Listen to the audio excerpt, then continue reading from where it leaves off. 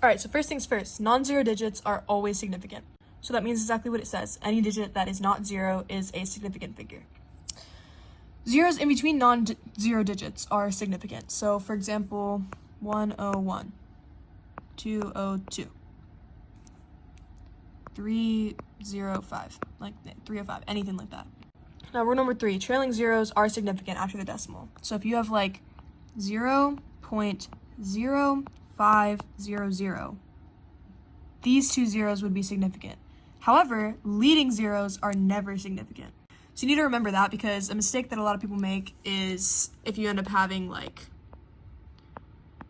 something like this, you would end up thinking, okay, 1, 2, 3, 4, 5, 6. That's not 6 significant figures. Only these count. Anything after this non-zero. And there's a decimal point, so that's why these trailing zeros count. The reason why that's really important is because you could just say, okay, 400 has 3 significant figures, but no, there's only 1. The reason why is because there's no decimal point right before that. So if it were 0.400, then those would count, but there has to be a decimal point. But if you had 4.00, then that's 3 significant figures, because like I said, after that decimal point, your zeros will count.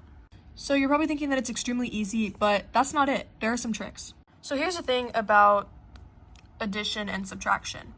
When you're doing something like this, you're going to get 4.552 correct. And you're going to think, okay, that's the answer that goes. But with sig figs, you always want to get the least amount of sig figs. So even though this is like 4.33, there's no 0 after that.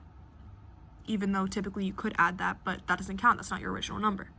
So what you need to do is take the number with the least amount of sig figs, which is what we have right here, and you need to round your answer. So instead of 4.552, this will be 4.55, and that'll be your final answer with 3 significant figures. Now, a lot of people make this mistake, including me. It's perfectly normal because significant figures are hard to map out, and they're really annoying too. Very annoying. But you can definitely do it.